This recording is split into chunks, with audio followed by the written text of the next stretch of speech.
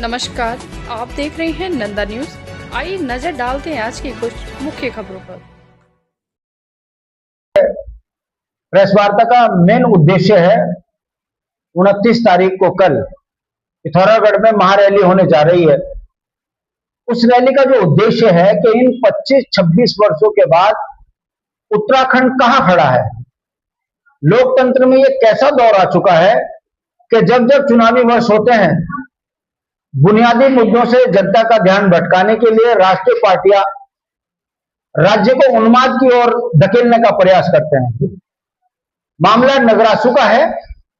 वहां पर एक समुदाय द्वारा गुरुद्वारे पे कब्जा कर एक विशेष वर्ग को अनाप शनाप गालियां दी गई।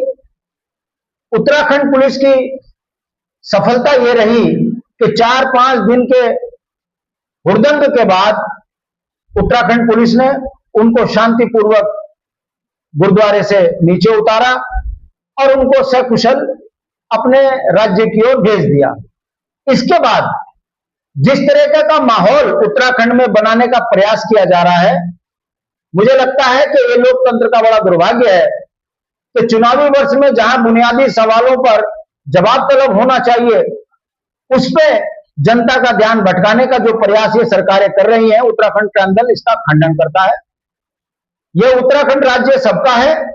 यहां बलिदान देने वाले इसी खटीमा से भाई सुखविंदर भी रहे जो सिख समुदाय को रिप्रेजेंट कर रहे थे, तो भाई सलीम भी रहे जो मुस्लिम समुदाय को रिप्रेजेंट कर रहे थे। दोनों की शहादत ये बताती है कि उत्तराखंड के जो गुलदस्ता है, इसमें हर एक फूल का अपना एक महत्वपूर्ण स्थान है।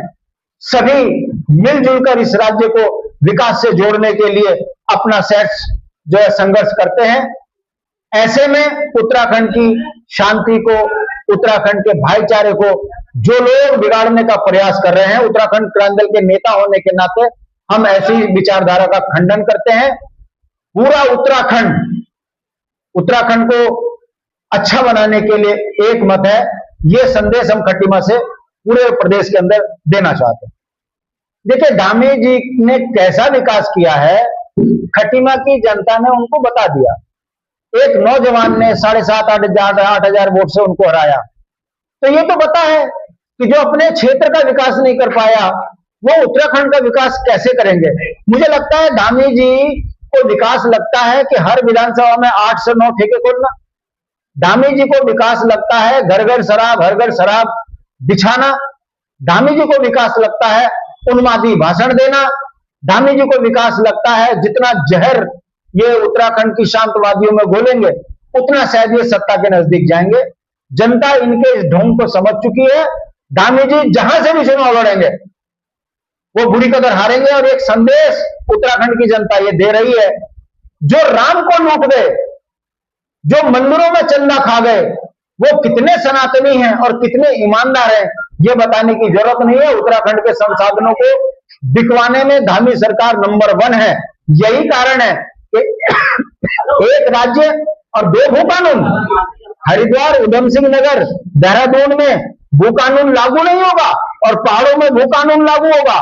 और पहाड़ों में अगर किसी को जमीन चाहिए तो धामी जी की अप्रूवल लो और वो जमीन भी आप बेच दो।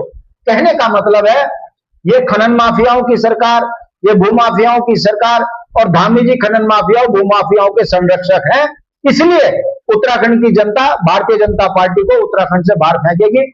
घबराई हुई भारतीय जनता पार्टी फिर चुनाव के दौर में समाज को उन्माद में, जातियों में बांटने के लिए झगड़े कराने शुरू कर रही है। जनता समझ रही है इस बार भाजपा का सुपाड़ा साफ होगा।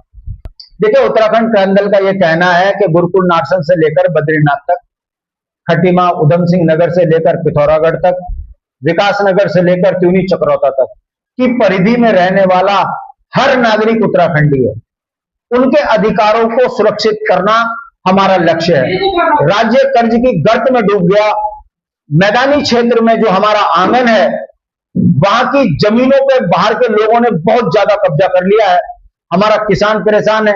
यहां नील गाय फसल खराब कर देती है, मगर किसानों को मुआवजा नहीं मिलता। तो पहाड़ों में जंगली जानवर आए दिन किसानों की फसलों को खराब कर रहे हैं, आम नागरिकों को अपना निवाला बना रहे हैं। हमारे मुद्दे हैं कि यहाँ के मूल निवासियों को रोजगार और स्वरोजगार से जोड़ा जाए, ताकि उत्तराखंड की आर्थिकी मजबूत हो, पलायन रुके, राजधानी गैरसैंण हो। इन बुनियादी सवालों को लेकर हम जनता के बीच में जाएंगे, भ्रष्टाचारियों पर कठोर कार्रवाई करेंगे। ये हमारे चुनावी मुद्दे होंगे।